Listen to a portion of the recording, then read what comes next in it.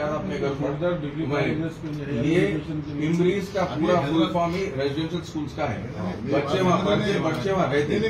और सीएम हमारे केसीआर साहब की दूरंदेशी ऐसी थी कि बच्चों का अलग बच्चों का अलग, नहीं तो फिर मुसलमानों में ये होता है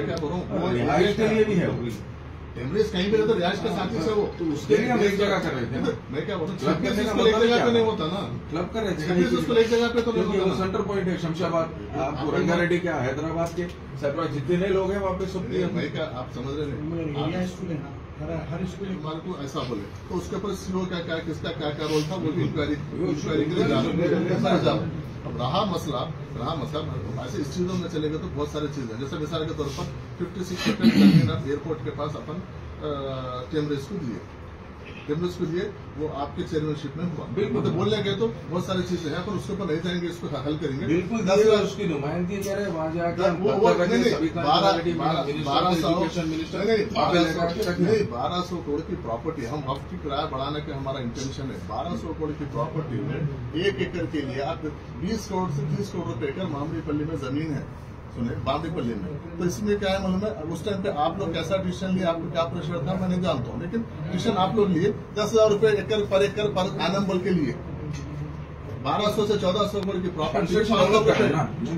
सुनिए बात, आप जो बोल रहे हैं मार्केट वैल्यू के हिसाब से उस दौरे हुकूमत में Savita Indira Reddy madam education minister उनको बुलाकर प्रॉपर्टी नहीं थी मैं क्या बोलूँ, कुछ कभी कुछ फैसले कैसे होते हैं बोले तो कुछ फैसले कुछ गवर्नमेंट के लेवल में साहब सुनिए, बोर्ड इज डिसाइडिंग फैक्टर। और बोलिए अब आप ये बोल रहे हैं वक्फ बोर्ड की जमीन पे बिल्डिंग बन गई, ऑलरेडी बिल्डिंग बन गई थी, मैं जाके किराए भी दे दिया। अब उसमें दो चीज क्या है, सुपीरियर अथॉरिटी बोर्ड है, सुपीरियर अथॉरिटी के खासकर यहाँ पर वक्फ बोर्ड को आकर चेयरमैन साहब से नुमाइंदगी की गई है कि इससे पहले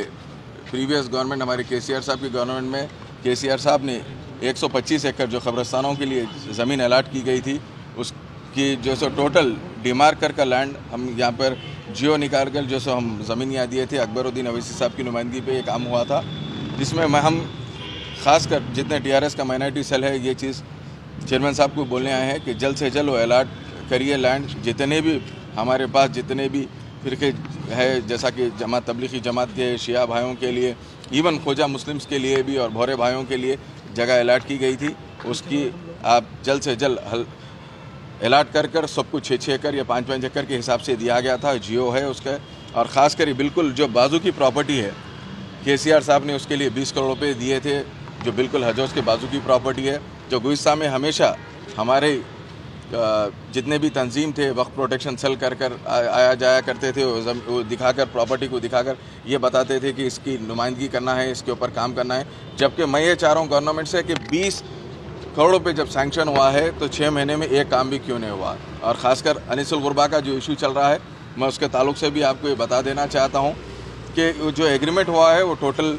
गैर कानूनी एग्रीमेंट है, क्योंकि जब भी टिम्बरीज को कोई प्रॉपर्टी टिम्बरीज वाले जब भी किराए पे लिए हैं, कलेक्टर की मौजूदगी में कलेक्टर साहब जो सो उसका रेंट फिक्स करके लिया गया है। जो अगस्त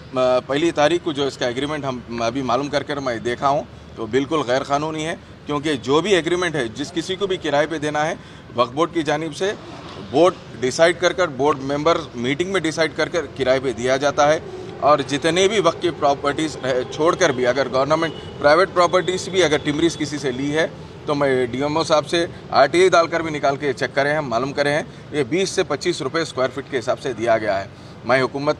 को ये गुजारिश करता हूँ, मुताबला करता हूँ ख़ासकर हमारी पार्टी की जानिब से कि जो भी ऐसे फैसले हैं वक्फ बोर्ड की प्रॉपर्टीज़ अगर आप किसी को दे रहे हैं तो बाज़ाब्ता उसकी जो कार्ड वैल्यू है MRO अपॉइंट कर उसके लिए कमेटी अपॉइंट कर दिया जाए, ऐसा गैर कानूनी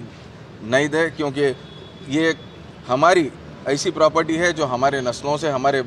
बड़े जो हमारे छोड़कर गए हैं ये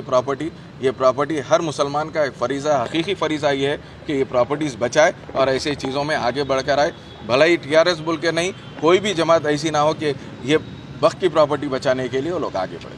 शुक्रिया।